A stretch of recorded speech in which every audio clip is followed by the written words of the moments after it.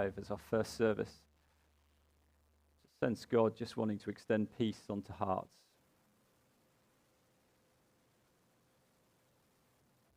Christianity is meant to be experienced, not just known.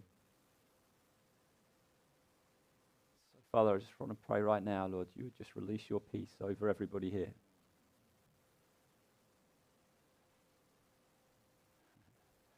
Might be because this year holds all sorts of things ahead and you've no idea what those are, but you're feeling very trepidatious about it.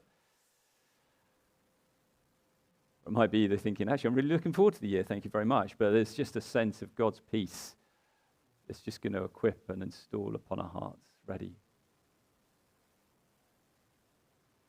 So just release that now in the name of Jesus.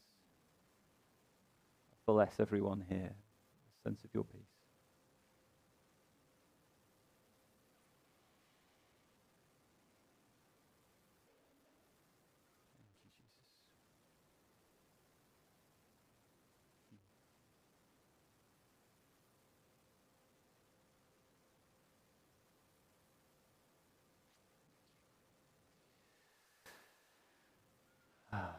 Okay, we're going to turn to the word now, and the young people are going to leave, so do take your seats. Guys on lights, is there a chance we can turn that one down a little bit? It's just completely blinding me at the moment. Joy of wearing glasses as the lights reflect off them. Thank you, appreciate that. Hey, well, Happy New Year to you. Happy New Year. If you don't know me, my name's Mark, and part of the team here. It's really good to be able to speak to you this morning. I've been looking forward to it all Christmas, planning it on Christmas Day, clearly, Anybody else eat slightly too much over the Christmas period? Yeah, we'll do some laps afterwards, right? Get going, get some cardio kind of stuff going here. I'd forgotten how long we have to stand up for worship. Was anybody else feeling that as well? Right. I was like, man, we were doing this all the time before Christmas. Now, I don't know what's happened. There's too many Christmas puddings associated with my belly, I think.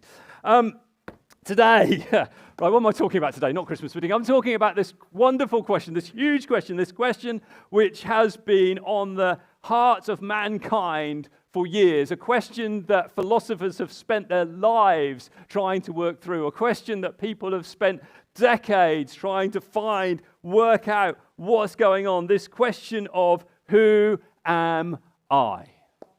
Thank you, I knew that was going to happen. I'd like to extend that to a slightly deeper level this morning if I can. For goodness sake, there's always one in there. So, I think it's the actual question of human identity, not just our name, not just what we're known by, not by what we do, but actually that very core root identity of who we are. I think there's all sorts of things online you can try and work this through. You can take all sorts of quizzes out there, from the very serious ones like Myers-Briggs quizzes, which kind of tests that kind of understand your character and who you are. Then there's ones like, which Avenger character am I? Which Disney princess character am I? No comments on that one. Or even things like star signs. All sorts of things people use to try and work out what their identity is, who they actually are. This question of actually, well, what earth? Who am I? It might be a question you've thought about loads, or it might be a question you've not thought about at all, but it's one that actually itches at us. It's a question that kind of hits us deep inside, and it's one that people spend a lot of time trying to work out. People spend a lot of money on finding themselves. It might be that you're young and you go off on a gap year to try and find yourself in some way. It might be that you're having a midlife crisis because you've hit the age of 49 tomorrow and you're working out. Thank you. Just thought I'd, get that out there. And you try and work out, well, what on earth, who am I at this point in life? What's going on? People spend a lot of money trying to do that. And I think if we look at society at the moment, we're seeing a crisis in identity. There has been, over the last couple of decades, a shift in terms of identity, in terms of understanding who you are, and it's based far more upon feelings than it is upon facts. And so people have started to explore things like, I am a tree, because I identify as a tree, and that's lovely, fantastic, good for you. And there's a feeling that kind of starts to emerge, because it's all based upon what I feel like in any given moment. Now, the problem with feelings is that they tend to be slightly temporary. They tend to shift with the world and whatever's going on. And so if your identity is caught up in your feelings, then the chances are at some point you're going to start to feel quite wobbly. And in fact, that tallies with what counselors are saying. A lot of counseling is starting to emerge now, which is focused on identity. Childline reported in the year 23-24, I think it is, a 29% increase in children phoning up to say, I don't understand who I am. There has been a shift in kind of this understanding of you can be whoever you want to be, but that hasn't led to greater freedom, it's led to greater confusion. And so there is this sense of, okay, well, who am I? And this search for who am I? And if it's based just upon feelings, what's happened, if somebody says something that hurts your feelings, instead of something that's kind of over here and you can kind of bounce off and it doesn't, sticks and stones, etc., instead of bouncing off of this, all of a sudden, because those feelings are so caught up in our identity and who we are, when people start to criticize you, what happens is it starts to cut right to the core of your very humanity and your very identity. But I'd like to suggest this morning that's not how it is meant to be. It's not how we are meant to live. AI comes up with some great things, and this is what it says about identity. Identity is a system of relationships, values, experiences, memories, feelings, and thoughts that define a person. I would like to suggest this morning that that is hogwash. It is rubbish. That is not what defines a person. That is not who you are. You are not made up of your feelings, your experiences, or what happened to you last Tuesday. Now, the fact that you're here this morning, and well done for making it if it's your first time ever, shows that you've got an interest in actually what the Bible has to say about identity. And funnily enough, the Bible has a lot to say about identity. And Jesus specifically said quite a lot about identity. And today we're going to look at one of my favorite stories in the whole Bible that Jesus told. You find it in the Gospel of Luke. And these are Jesus' words that he was sharing with his followers and with other people around him at the time. We'll find it in Luke 15. It will come up on the screen behind you. If you've not got a Bible with you, don't worry. And I'm going to read it out. Jesus said this. He said, "A man had 2 sons. The younger son told his father, 'I want my share of your estate now before you die.' So his father agreed to divide his wealth between his sons. A few days later, this younger son packed all his belongings and moved to a distant land, and there he wasted all his money in wild living. About the time his money ran out, a great famine swept over the land, and he began to starve. He persuaded a local farmer to hire him, and the man sent him into his fields to feed the pigs. The young man became so hungry that even the pods he was feeding the pigs looked good to him, but no one gave him anything. When he finally came to his senses, he said to himself, 'At home, even the hired servants have food enough to spare, and here am I dying of hunger. I will go home to my father and say, Father, I have sinned against both heaven and you, and I am no longer worthy of being called your son. Please take me on as a hired servant.' So he returned home to his father, and while he was still a long way off, his father saw him coming, and filled with love and compassion, he ran to his son, embraced him, and kissed him. His son said to him, 'Father, I have sinned against both heaven and you, and I am no longer worthy of being called your son.' But his father said to his servants, 'Quick, bring the finest robe in the house and put it on him. Get a ring for his finger and sandals for his feet, and kill the calf we have been fattening. We must celebrate with a feast, For this son of mine was dead and has now returned to life. He was lost, but now he is found. And so the party began. And you might be sitting there going, what on earth has this got to do with identity? Well, the younger brother that we're going to look at first is plenty to do with identity, because there were things that were kind of wrapped up in his character which we need to explore. And the first one is this, that the younger son was defined by rebellion. So the younger son, under Jewish law, would have been able to get about a third of the property of the land, of the estate. That was his. That's how it worked. The older brother would get a double portion, and the younger brother got the rest. Now, obviously, this would only happen when the father had passed away. Okay, so asking for this money now, asking for the estate now, is tantamount to saying, Dad, I wish you were dead. I don't want you in my life. I want the benefits, if you like, but I don't want the relationship. I want what you've got, but I don't want you. And so this young man, he asks for this. Now, this is a bit of a twist that we probably don't pick up so much. But back then, the hearers would have heard this, and they'd have gone, right, what's going to happen next is the dad's going to give his son a right clip round the ear. But the dad doesn't do that. Instead, he sells the property, he sells the land that's needed to raise the cash, and he gives the money to the young son. The young son takes this and goes far away. Now, at this point, you need to understand that the father is giving the son freedom.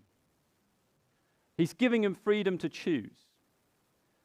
The father is saying, here, you can have the money. It's your choice to do what you want to do with it.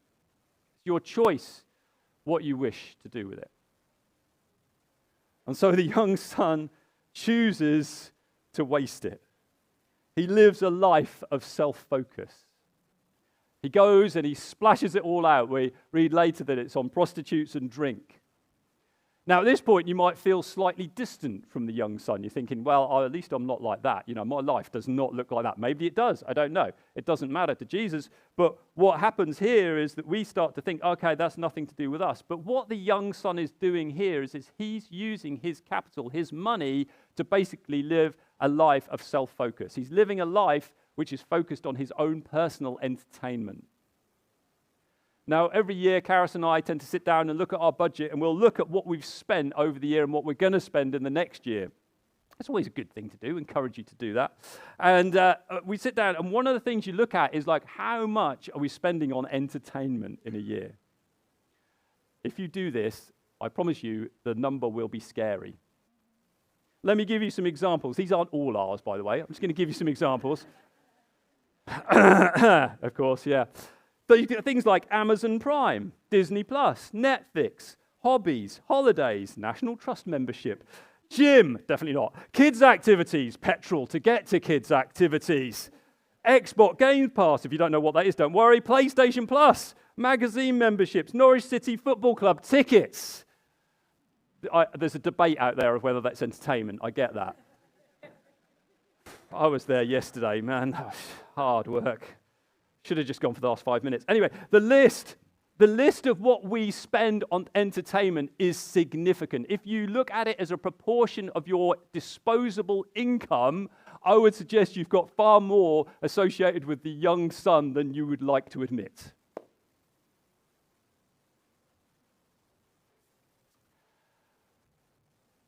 We might not be at the top of the league table with the son in terms of squandering our wealth, but I think we're probably in the same league table. The next thing that we see happening to the son is that he ends up with no money and having just to work to survive. I suggest if we took a poll of the room, not everybody here would say, yes, I'm in the job I always imagined I'd be in. We get to a point where we're just trying to keep up with life. Trying to keep up with those magazine subscriptions or Netflix or whatever it might be. But then there's this wonderful point. This point where the young son It's in verse 17. It's beautiful. It says, he came to realize who he was.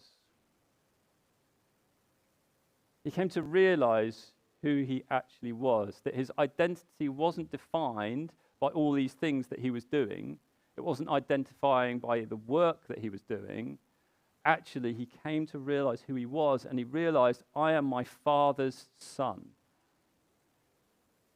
And so he comes up with this plan to go back to the Father. He recognizes that he has done something so horrible against the Father that the chances are that he can't be reinstated as a son, but he knows that under the Father's jurisdiction, he might find mercy and he might find some income from that point of view. And so he decides to go back to the Father, and he goes on this long journey back to the Father. And you can imagine as he's taking each step, he's trying to work through, he's trying to picture it, he's going, how am I going to approach this? What am I going to do? Actually, under Jewish law, he could be actually being put to death for what he did. But he's like going, I'm going to go back. I'm going to make it. I'm going to go back to the Father. Now, that walk is a long walk. I remember when I became a Christian, I was in Loughborough. I was at university there. Had no background at all of Christianity. My parents aren't Christians. They'd never gone to church. And so I decided one day through a friend that I would go along to church on a Sunday. Now, what you need to know is that my halls of residence, the place where I was living, was exactly next door to an Anglican church called Emmanuel Church. It was maybe 50 meters from door to door. On that Sunday morning when I decided to go to church that day, it seemed like the longest walk of my life. It was weird. I was like, oh my goodness. I'd walked that way loads of times to go to Sainsbury's. Didn't feel that far. But that day, it felt like the longest walk of my life. Now, speaking to people here, at the end of the meeting, we invite people to come forward if they want to pursue Jesus, if they want a relationship with Jesus, if they want to follow Jesus, amongst other things. And when we do that, when you talk to people afterwards, they describe the walk from front to back as being a long way. I mean, how far is it from there to there? Right? 10 meters? 20 meters? Maybe 20 over the back there? I don't know. But people describe it as an incredibly long walk. Because just like the sun, what's happening is we're going, I'm coming into something significant here. I'm coming back into a relationship. I'm coming back to the thing that actually defines me, which is this identity as a son or a daughter of God. Because in this whole deal here, and this whole thing, Jesus says that Dad is God. And the Son is you and I. Now, as the Son comes back to the Father sees him and he runs to him. Not the Son to the Father to the Son. And remember, the Father is God in this. The Father sprints to the Son. He embraces him. He holds him. He kisses him. He shows him such compassion and love at this moment. He's saying, here you are. You're my son. You are here. He brings gifts for him. He brings him the best cloak in the house. That would have been the dad's cloak, by the way. And over this muddy mess of a man, the cloak gets put on him. It's like he's covering over all the wrong. He's covering over all the rubbish, and he's putting this cloak upon him. And then he brings him a ring, and he puts a ring upon his finger, and that ring signifies authority in the family. It is a restoration within the context of being his son once more. It's a signet ring, if you like. And then he puts shoes on the feet of the Son. And what that's saying is that no longer is this person a servant, one who has to feed pigs. No longer is this person a slave or even a hired person. This man is free, and he's my son. He's my child. our identity has always meant to be as a child of God. Our identity is meant to be found in who God says we are, not in our feelings, not in a Myers-Briggs test or a Disney princess test. It's meant to be found as a child of God. And when we turn to him and say, Dad, he runs to us. Jesus' brother James wrote a letter, and in that letter it says this, it says, when you draw near to God, he will draw near to you. It's a promise. When you draw near to God, he will draw near to you. One of Jesus' disciples, John, wrote this. He said, yet to all who receive him, to those who believe in his name, that's Jesus' name, he gave the right to become children of God. Children born not of natural descent, nor of human decision, or of a husband's will, but born of God. Our identity is found as children of God. Nowhere else. Not in what we do, not in being a parent, not in our job or career where we live, not our feelings. Our identity is found as a child of God. Now the account does not stop there. It goes on. Let me read you some more. Meanwhile, the older son was in the fields working. When he returned home, he heard music and dancing in the house, and he asked one of the servants what was going on. Your brother is back, he was told, and your father has killed the fattened calf. We are celebrating because of his safe return. The older brother was angry and wouldn't go in. His father came out and begged him, but he replied, all these years I've slaved for you and never once refused to do a single thing you told me to do. And all that time you never gave me even one young goat for a feast with my friends. Yet when this son of yours came back after squandering your money on prostitutes, you celebrate by killing the fattened calf.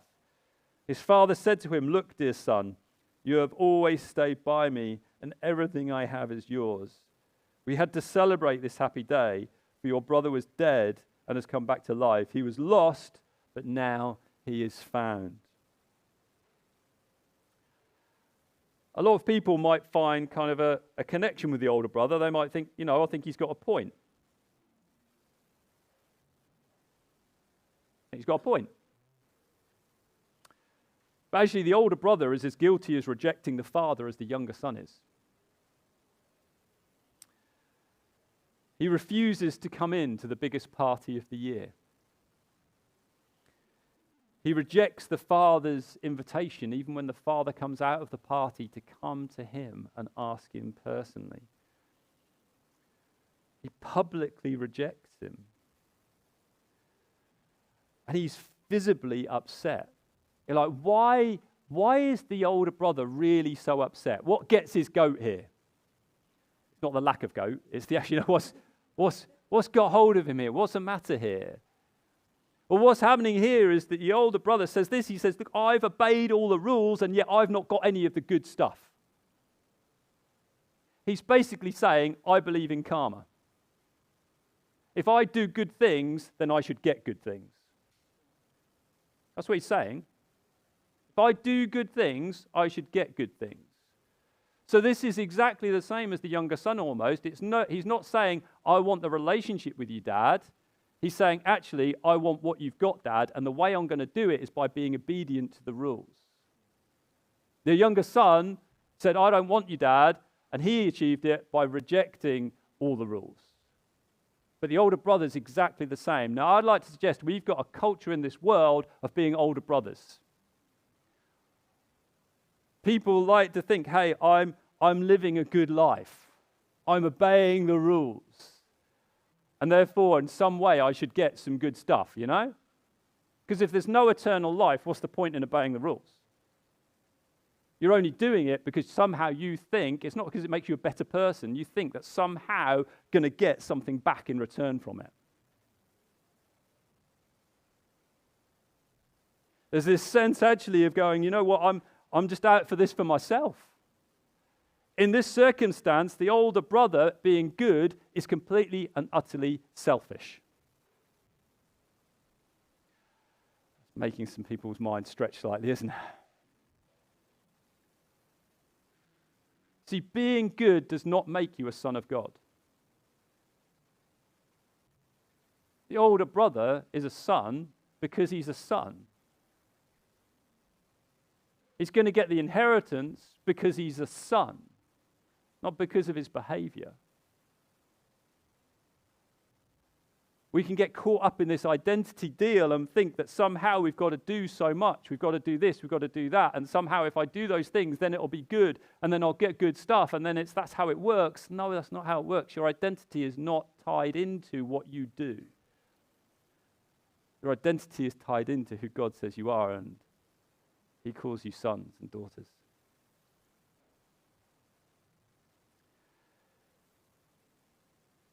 See, this whole older brother spirit, if I want to call it that, is something that can get exposed very easily. When things start to go wrong, how do we react? How do you react? Older brothers react like this. They react with anger, frustration, self-pity. Next time you get cut up on the A47, what's that exposing? When something bad happens to us, it exposes true heart.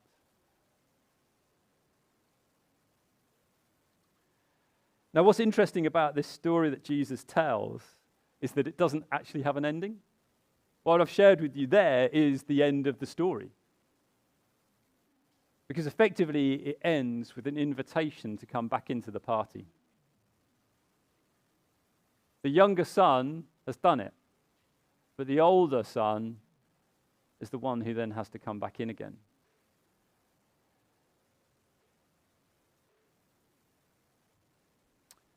See, both older and younger brother rejected the father. Both wanted the freedom to do what they wanted to do. One worked this out through rebellion to the rules, one worked it out through obedience to the rules. But both are looking to get what they wanted. But what they actually needed was the Father's love. They needed their identity to be confirmed as sons of God.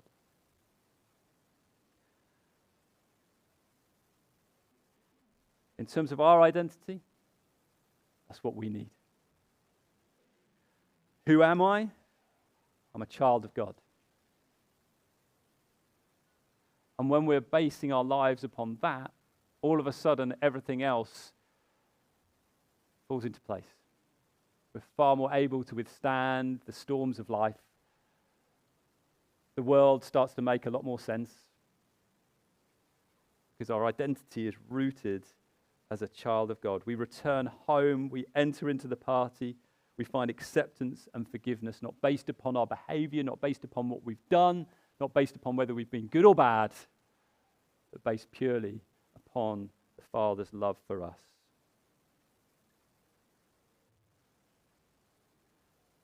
John wrote this, he said this, see what great love the Father has lavished on us, that we should be called children of God, and that is what we are. I'm going to ask the worship team to come back up now, and we're going to sing a song that we sing quite often here at Hope Church. It's one that ties in to identity.